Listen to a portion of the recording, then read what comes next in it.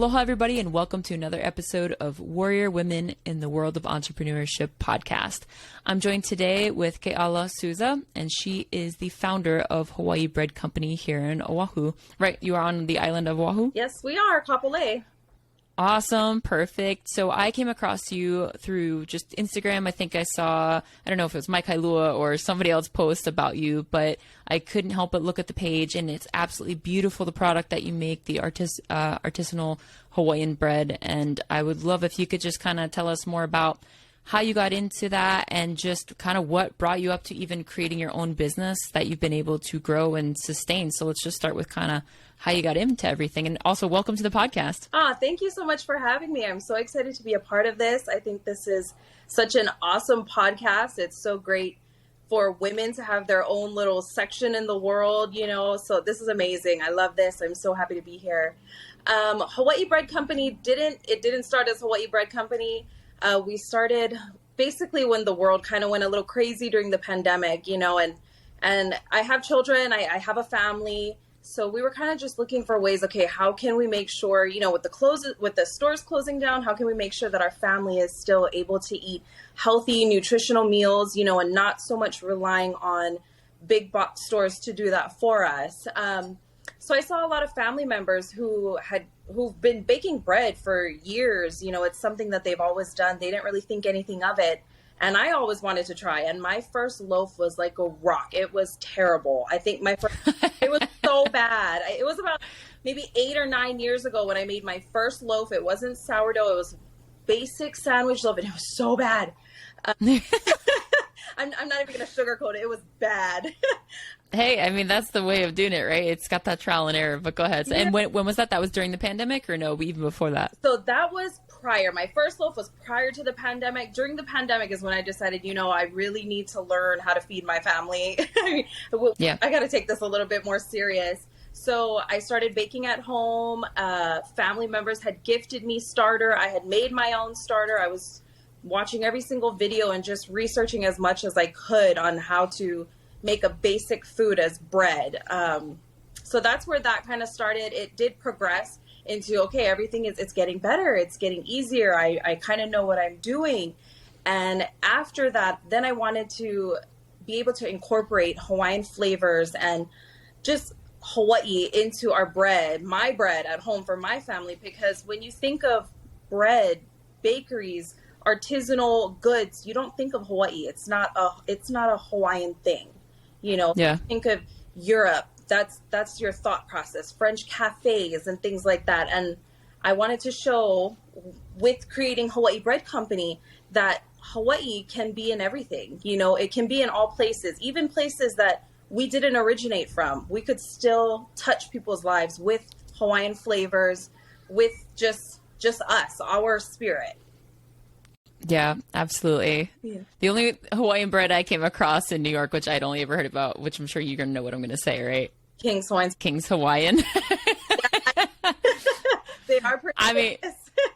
Yeah, it was delicious. I didn't know if it was really from here or whatnot, but it was delicious. But they'll sneak up on you. But I'm so glad to learn about like the actual like artisanal version of it, and just what are some of the flavors that you've cooked with. And again, thank you so much for sharing that, because I believe that as well. And I'm so grateful to be here. Like, I just had the opportunity to be able to come here, and I'm always about immersing myself into like where I'm at, like into the culture, like, because that's what you should do. Like, you shouldn't just come in like, you know, like, just kind of pushing your weight around. It's like, you know, have respect for the people and the place you're at. And, you know, when I say aloha to people here, and I use that on the podcast, you know, I hope the folks of Hawaii know that it's because I am here and I am just trying to pay homage and just be a part of what I've been taught. And I'm so grateful for that. So, you know, thank you again. I know I've said it, but thank you for being on here, and thank you for just sharing your story. So, yeah, so tell me, what kind of flavors do you use in the bread? And just, yeah, let's get into that. Oh my gosh. So right now I'm using a lot of Colo. You know, that's one of our traditional foods, right? It's like a potato, it's a root vegetable, but it's basically the staple of real traditional Hawaiian cuisine. You know, Colo, we make poi, all kinds of things from that. Now people are making chips from it. So, I mean, why not add that into bread itself? So I'm using Colo. I'm also using Hawaiian medicinal herbs like olena or turmeric. I use pakai, so Hawaiian salt with alaya. Yeah, it's at this point it's endless. You know, you could add Hawaiian flavors into anything. So right now, those are my flavors. I've used coconut to make haupia cinnamon rolls. Those have been pretty fun to make. I haven't added that on the menu, so right now it's my family that and enjoying it. But yeah, there's so many ideas on how we can incorporate Hawaiian foods, Hawaiian traditional foods into bread, you know, and I think Hawai'i Bread Company has, for me at least, it's morphed into an educational thing. I mean, I love baking bread. I love selling it. You know, that's awesome because I do want to touch other families and other homes with traditional foods. But I really want to teach people how to make it themselves. I mean, so many family members, I'm like, you really should learn how to do it yourself so you don't have to rely on me to make it. And they're like, no, I don't want to. But yeah, I think for Hawai'i Bread, so I'm paying you. Yeah, for Hawai'i Bread Company, that's where I want to move this company to, is basically education. I really want to teach people that if I can do it, you can do it. It's really not difficult. It takes a little bit of time, a little bit of effort, and you can be feeding your family yourself, you know? Yeah, absolutely. I love that too. And it just keeps giving me ideas, and we'll have to talk about it too, because I was talking with my, she's one of my students here. She's a masseuse. She's my next door neighbor. And you know, she's got her own business too as a massage therapist. And it's a little bit more private just because it is in the Holly. But, I keep thinking about, like, you know how they have the farmers market and everything. It's a little bit harder when it's like your service industry, you know, it's like, okay, you can hand out flyers, you can inform people, but you know, what we're trying to do is we want to inform them by like teaching them and showing them, even if it's like a little 15-minute stint, you know, there's a couple things that you can learn. And it would be so cool if we could have like, even like somewhere central, whether in Honolulu or here in Kailua, just have like different sections, and we can have like a bread making section with you, or artisanal like bread, Hawaiian bread. We can have a section with me that teaches like martial arts from Jeet Kune Do, and, you know, even massage therapy on how it's important for your body, and, you know, give a little taste to each person. I think that would be a really cool thing that maybe we could hold into the future, but that's just It's so awesome. Why not involve yes, everybody, you know, with food, with self-defense, massage? I think that's great. yeah. For sure. So maybe we'll come up with that going forward. But for now, sorry. So talk to me. So you said you started kind of playing around with this in 2020, which, like we said, a lot of us started, you know, planting or baking our own breads, or just, you know, whatever the case was. So how did you go from that to turning it into a business? And do you have a physical location that people can go to and buy the bread, or is it primarily on Etsy? I saw on your Instagram that's the link where you send folks to. Okay, so to answer your first question, I do not have a place for people to come. Right now, I'm so lucky to have been able to partner up with Auntie Robin, who owns Namea Hawaii. So that's been a pickup location lately, which I can't even believe that that's happened. You know, ever since the Hawaii News Now article came out, ever since I've been able to meet so many people who are in this industry who really want to help Hawaiian entrepreneurs, I've been able to meet so many people, and they're basically the ones who are allowing all of this to happen. Prior to this, we were doing porch pickups. You know, I have clients customers, in Kapolei who are just like, stopping by my porch to pick up bread, and I feel like their personal bread dealer, which is pretty cool. It's something that I thought I would be doing. Yep. But yeah, no, it's been really neat. I do hope to have more locations where people can pick up. But right now, I mean, I live in Kapolei, and I noticed we don't have anything like this on our side. You know, there's nothing for us here. I know in town, there's so many bakeries. People can go anywhere. You know, they don't have to. Yeah. I don't expect that, you know, but I am very grateful for the ones who have been sticking by me to be able to purchase out on my side, or even driving from the other side of the island, which we've had, you know. Yep. So that's been really cool. The Etsy site, we're currently working on a website separate from Etsy, because Etsy is a little bit difficult. I don't know if there's anybody out there who's worked with Etsy before. I'm not a techie person, so it's been a little tough for me. The Etsy site is mainly for our sourdough starter. So that's the only thing that I'm selling on there yet, but there will be new items coming up, and I'm really excited to offer that to everybody. But the sourdough starter is the only thing on the Etsy site right now. Yeah. And it's primarily for the island, right? Can people from the mainland order it, or how does that work? Yeah. So actually we ship everywhere. I just sent out a few shipments the other day, and it's so cool. I'm getting shipments from, orders from Oregon, Mississippi, Vegas, kind of all over the place. I think the furthest one was Maine. I can't believe that we're reaching people not even from Hawaii. Yeah.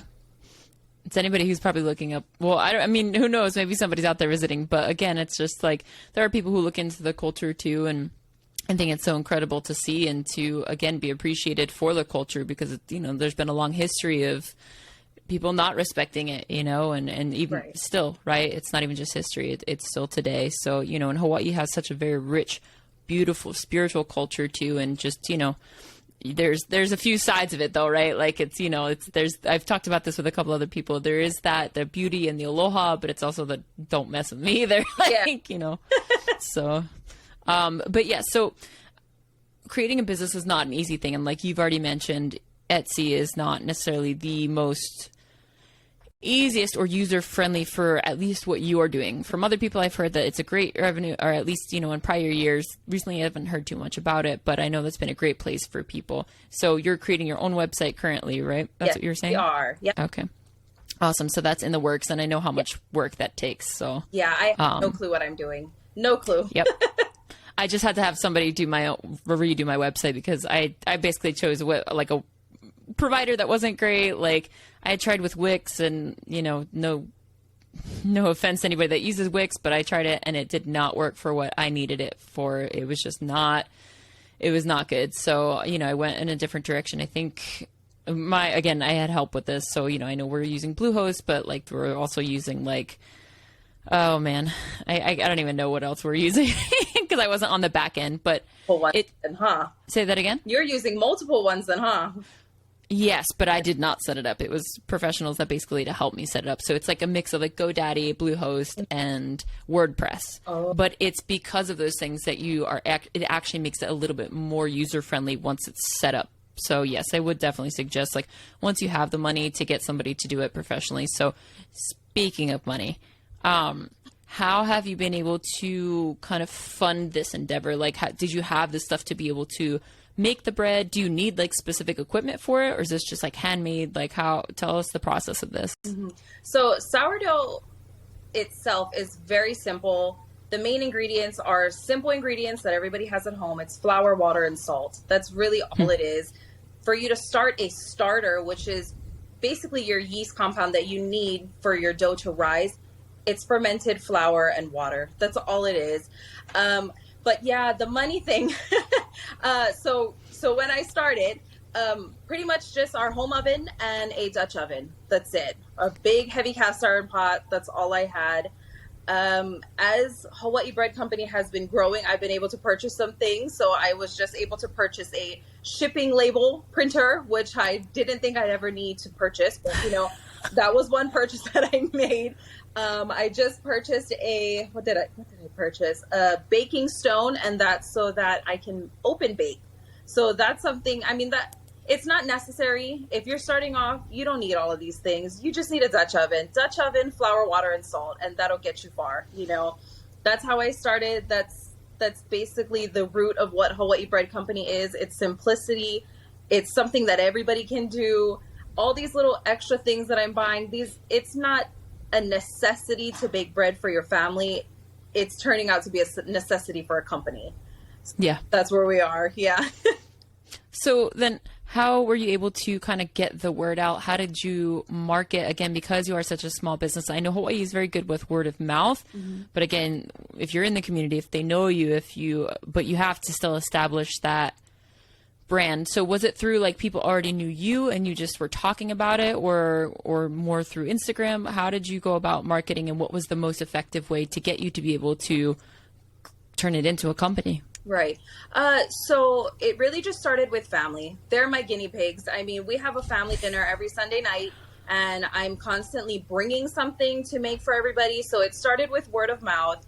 the social media was something I just kind of snap pictures or videos here and there. But it was really my interview with Kaylin Hughes with Hawaii News Now that really brought a lot of attention to Hawai'i Bread Company. So I'm so grateful for her. And she's the one who found me on social media. But I really think Hawai'i Bread Company nobody really paid attention to it until I started putting Hawaiian quilt patterns on the sourdough. Yep. Yeah.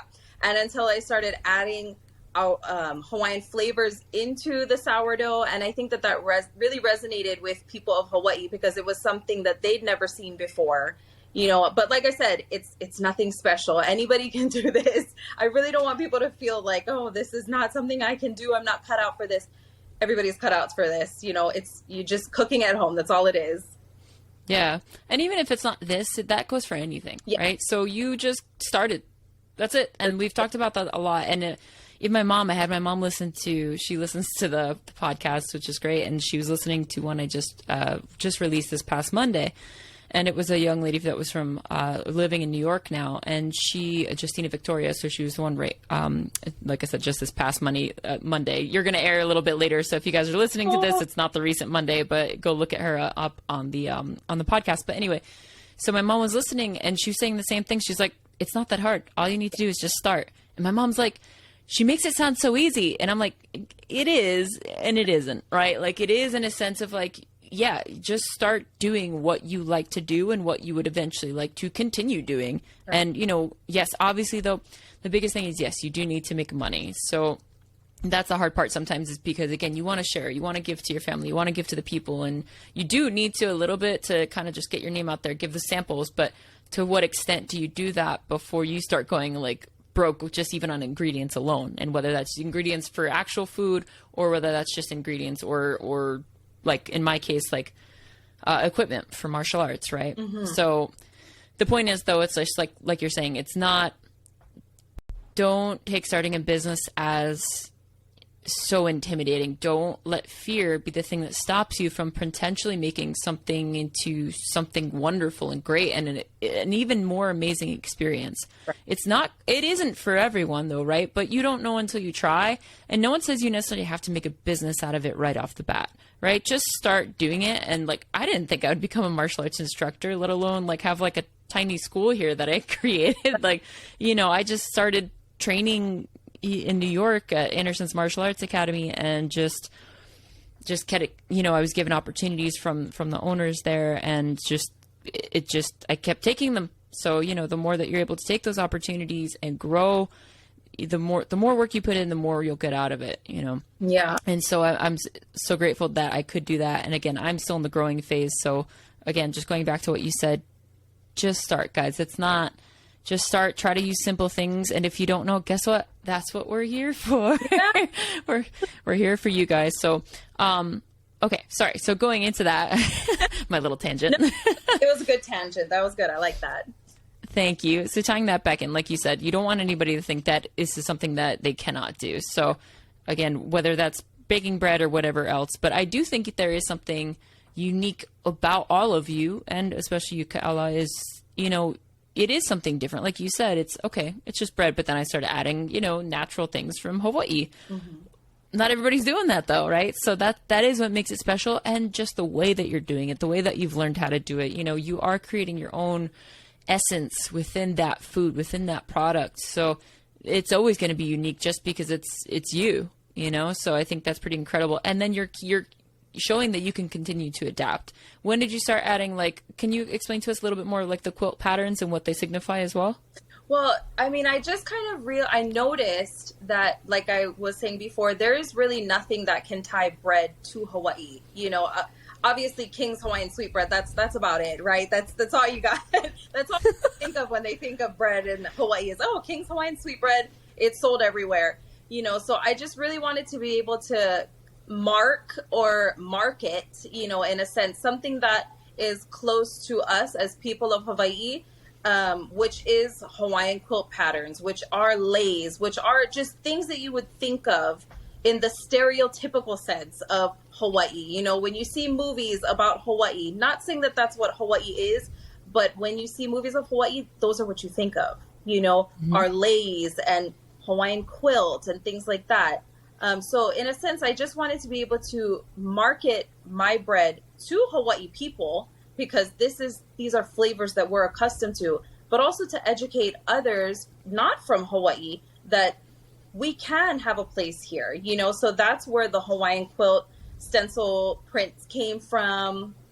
We will be adding lace stencil prints, which I'm really excited about. That is right now in Hawaii, that's kind of all the rage. I mean, my Mahina made shirt right here, it's a lace stencil print, Yep. I mean, I think any way that Hawaiians and Hawaii can branch out into the world to leave our mark, not just on our own little island. I think any opportunity that we can take to do that, we should do that, to show that Hawaiians, Hawaii, our flavors, our culture, we can be anywhere. We can do anything, and not to limit ourselves to our home, Yeah, absolutely. I mean, just look at, what is it, American Idol? I know. I've seen so many Hawaiian people on there. Gorgeous voices, of course. So Exactly. and there's so much aloha here, there obviously, and there's so much talent, and it's just, again, there's so much, like, I have found like adopted family over here, basically, which is just everyone you meet who you get along with, as long as you respect each other. But again, Arlene Metzger, who I was mentioning before, the masseuse, and also one of my students, and her daughters are my students too. Like, they have become like, they are family to me over here now too. So they've just treated me so well. They've helped me out. Arlene's been just incredible with the word of mouth for me, and I can't thank her enough. It's still a little bit, slow going right now, but that's okay. Slow and steady, slow is smooth and smooth is fast. So yeah, you're absolutely right. Like, hey, maybe make some like people stencils on there too, of community. Right? I don't know how else you represent community except that, but yes, I have faith in you. But so how have your numbers been going? Like, so you said, when did they do the article in the Hawaii News? Oh my gosh. I think it was, maybe that's what I saw you on too, I think. Go ahead. Sorry. yeah, it was last month sometime. I can't remember the exact date. You can find it on their social media, which is bizarre to me. I can't even believe that we're on their social media. I expect a tiny little paragraph at the bottom of some really important news article. And when Kaylin did that entire little, little page about Hawai'i Bread Company, I couldn't even believe that she had so much to write about. Like, I'm still talk about this, But yeah, it was then that everything kind of just exploded, and I'm still trying to make sure that I don't allow this to overwhelm me, because we've gotten a lot of customers, new hopeful business ideas and business people who want to be a part of it, and I'm so grateful. But I mean, at the end of the day, it's me in my one home kitchen, trying to provide bread for everybody. So yeah, it's been a lot. Yeah, and it's right. It is a blessing, and definitely it can certainly get overwhelming, especially when it is just you, right? Like, yes, it's not just you, but in like essence, it is still like, you're getting help from the community, which is incredible. But when it comes right down to product management and deliver, like, it's primarily you. Yeah, it's me. My husband gets in there and he'll help me, but even his help can only go so far. I've never seen my husband bake a loaf of bread in his life, So he can put. He's like, "That's yours, babe." Yeah, he'll put stickers on stuff until the cows come home, but that's about it. Hey, man, it helps, right? It definitely helps, and it also just helps to have that support. I think that's something else as well. So you definitely know that you have that team behind you. I mean, you can tell me other way. Yeah. If otherwise, just wink once or no. Right? For those that can't see, she's winking once. No, but it is hard. But it's incredibly rewarding, I think, as well, when you do see that. But so how are you managing this now? Like, were you able to manage it a little bit before, or did you get to a point of a little bit of burnout, or has that not happened yet? And hopefully it won't, but if it has, can you tell us about that? Oh yeah, I think I definitely did reach a point of burnout prior to me taking this seriously. I want to say about a year and a half ago, I was doing bread boxes, and it wasn't under Hawai'i Bread Company. I didn't name it anything. It was just myself. We did bread, we did butters and oils and dips and everything, and I wasn't prepared for the amount of feedback and support that I was going to be receiving. I wasn't prepared for the customers. I just wasn't prepared. You know, I didn't think that that's something that people would want. So I did burn out. It took me a little while to start getting back into it again, but I think now I've learned my limits when it comes to pleasing everyone, you know, when it comes to, oh, let me see how many people I can reach. And, you know, so I did burn out, but I'm hoping that I've learned to kind of have boundaries, you know.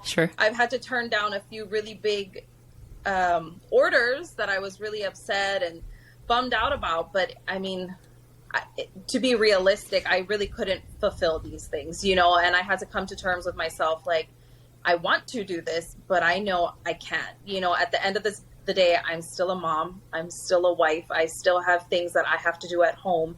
And if I'm the only one fulfilling these orders, I'm the only one doing this in my small little home, I can't, you know? Yeah. So it sucks to have to say that I can't do something, but I'm being realistic. I can't do it all. Yeah, no, I mean, at least not yet, you know, not until maybe it becomes something, if you want it to continue to become something even bigger, where then you can, you know, get to a point of hiring a team and, you know, or even just one other person, then that could even just, you know, make it all the better. Like just having that other set of hands, or even an apprentice that starts learning under you, you know, like that's like you said, it's getting into that learning phase, and who knows, maybe it'll even shift into that becoming a thing, right? Like, you have this school and it's just, or whatever you want it to be. And if it's not the school, then it's like, okay, whatever, like you guys make, that's something that you can, you know, maybe it's an entrepreneurial class as well, you know, so that's something that they could take profit in and then, you know, put it towards their college education. I don't know, whoever's learning, but does it want a job, because I could use the help. yeah, there you go. So there you go. Job opportunity, guys. Anybody who's in Hawaii here. So sorry, I know I'm like jumping all over the place, but that's the beauty of this podcast. It doesn't really matter. No problem. As long as everybody can get the lessons. So, I guess what's been the most, you've talked about that, obviously, like fulfilling orders and turning folks down. What else would you say has been maybe the most difficult thing about building this business? Well, like I previously said, I'm working from home. I'm doing this all from home. So I think the hardest thing is being able to manage home life, or separate home life from work life now. Prior to this, I was a flight attendant for about 10 years. When the pandemic hit, I decided, you know, maybe it's time that I take some time for my family, you know, and I missed a lot of time with my son. When he was a baby. That was about the time that I first started at Hawaiian. So doing this with Hawai'i Bread Company, I'm now relearning how to time manage again, you know, like, okay, I'm separating work and family life. I'll do Hawai'i Bread Company when you folks are in school or when you're at work. And then when you folks come home, I'm mom, you know, I'm wife. So that I think has been the hardest thing, is kind of trying to separate these two parts of my life, you know, being in home, working from home. So yeah, that's kind of been difficult. Yeah, and it's definitely, you know, sometimes it's easier when you're single, but that doesn't mean that you can go and like work 24/7, or that you should. Let me rephrase that, right? So you're definitely right about the time management factor. And, you know, obviously when you have a family, you definitely have to do it if you want to have a healthy relationship with your family. Yeah. But even again, as a single person, like, you need to devote that time for yourself to make sure that you're keeping your health up and making sure that you're not falling under that pressure and just kind of getting into this snowball effect, which I felt actually a little bit recently. So I'm trying to get off the snowball effect. Going back. Yeah. So it's definitely disheartening, you know, at least in my line of work, if I feel that snowball effect of like even just weight gain or anything else. And that's something that I've fluctuated with, which I mentioned a lot on this podcast. And that's something that, gets me like mentally, you know, so, and it affects the physical, but you know, if you can just, again, time manage that and just kind of really make sure that you're devoting time to your peace of mind, to getting out, getting physical, you know, everything else kind of not falls into place, but it'll be a lot better for it. So, is there like, what are your hours like now, if you don't mind me asking? 24/7. I'm working on the time management. I haven't perfected it. Fair enough. Yeah. Right now we're at 24/7. Okay. Well, as an entrepreneur, typically that is what you end up doing. So let's talk about that though, right? You're not physically making the bread 24/7, but what's happening 24/7 as an entrepreneur is always on your mind. So a lot of it's physical, and then you're nonstop thinking about it, which no matter how good you are about time management as an entrepreneur, that's what it is. And that's what it should be. If you can correct me if I'm wrong here, but it should be on your mind. It should be something that you want to wake up and do. It should be something that, yeah, obviously you're going to get a little stressed out, but it's something that you want to make sure that you can enjoy and continue to build. So what's been the most rewarding part about it for you, Kayla? I think for me, because I have been a housewife, for the past couple years, I think the most rewarding thing for me is just, in a sense, having my own identity, my own project. Prior to this, I'm constantly thinking about the kids. I'm constantly thinking about my husband. Okay, how can I help them when they come home? How can I make sure that they're comfortable? They have food, they have a clean home to come home to. So it's Hawai'i Bread Company it's mine. It's my thing. My husband, he doesn't know anything to do with this. He'll help me with the technical things, but other than that, this is my project. This is mom's time. Baking, preparing loaves, feeding starters, packaging starters now, dehydrated starters. This is my time, I think that's been the most rewarding thing is I'm finding my own identity in itself. I'm starting to find things that make me happy and my passion, because you kind of lose that after a while, or at least I did. I kind of lost myself in a sense. I didn't know what I wanted to do after I left my career. I really had no direction. So I'm kind of living every day just for my family, for my husband, for my kids. And so, this is my thing, this is mom's thing. See, this is why your husband hasn't baked. He's like, no, I'm not touching it. That's all her thing. Yeah.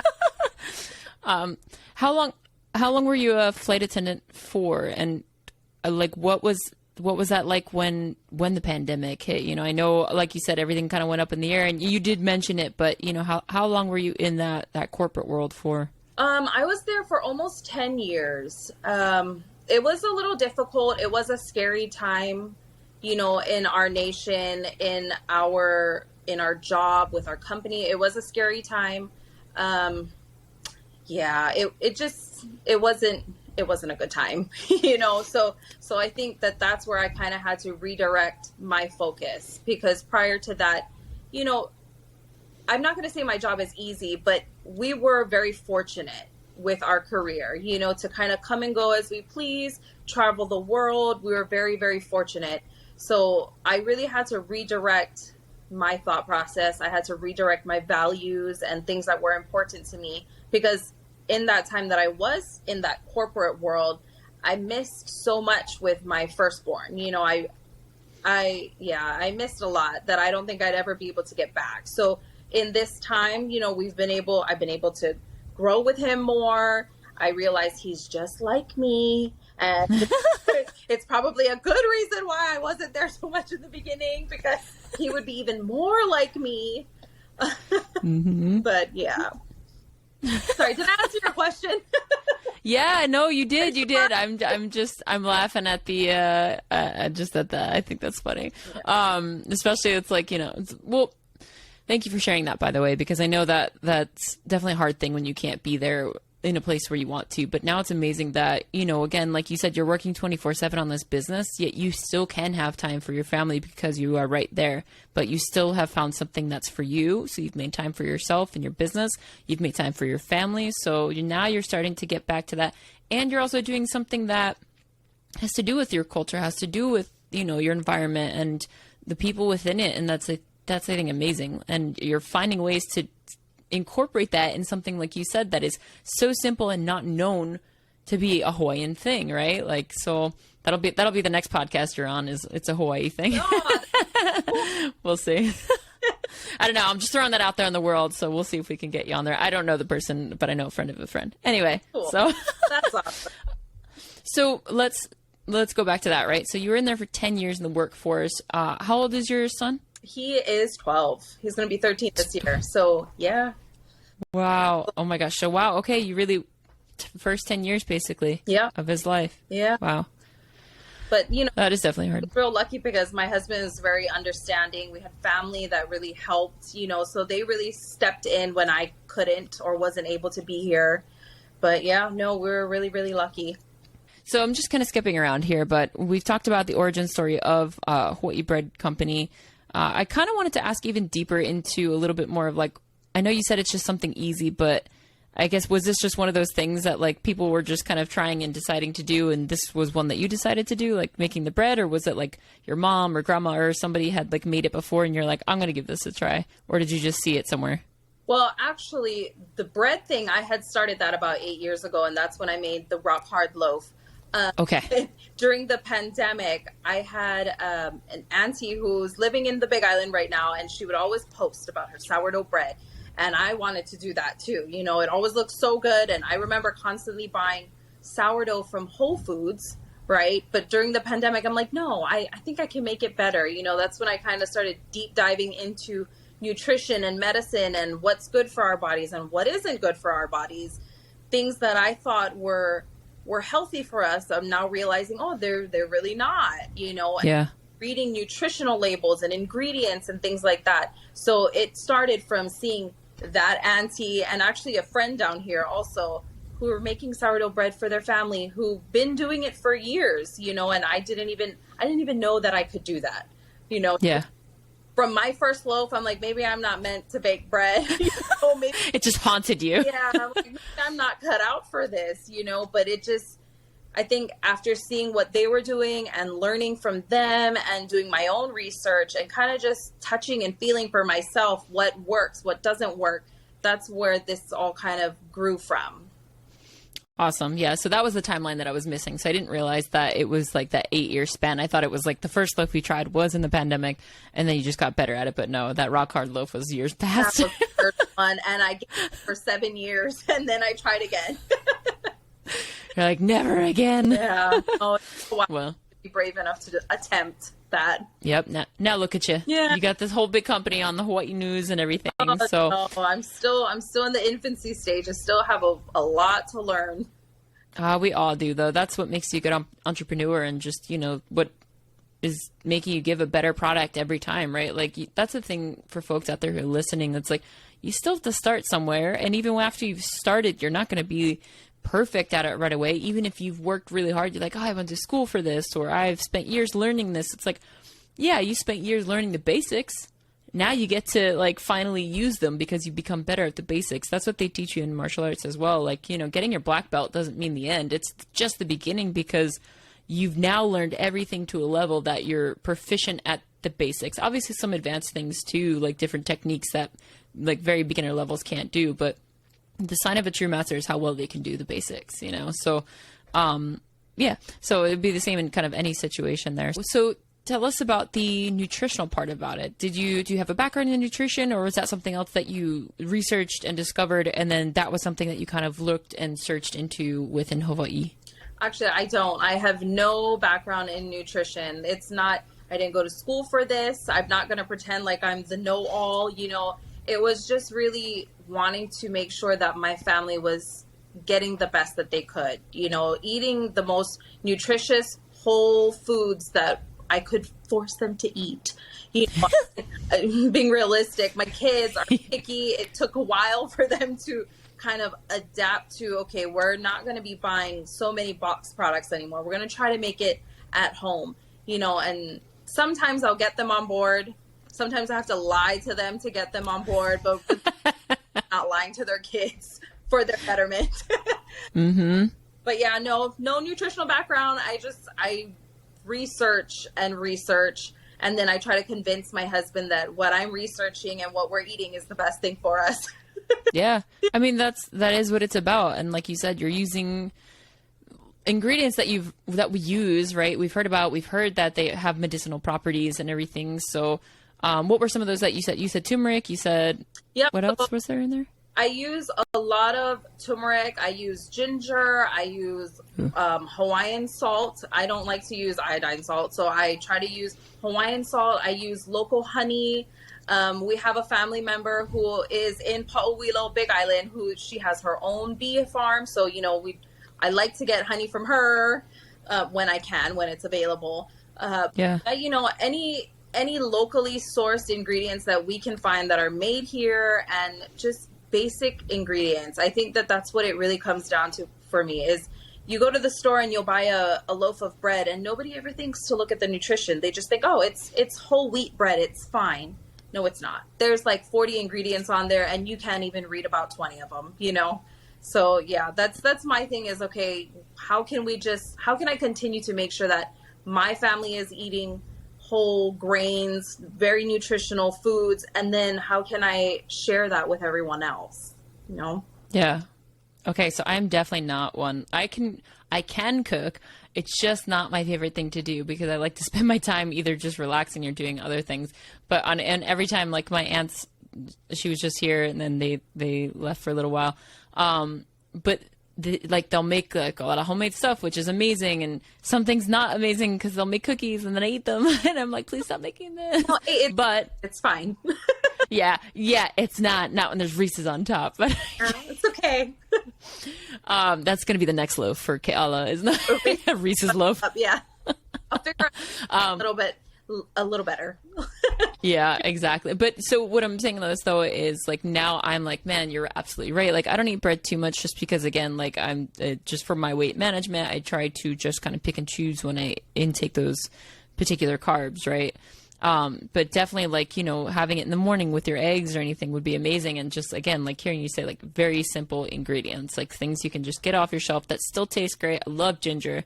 The turmeric is good too. Like, and that's obviously good, like to have in the tea. So now I'm like, man, I should learn how to make this. I'm like, oh my God, I never thought I'd say that in my life. Should. You definitely should.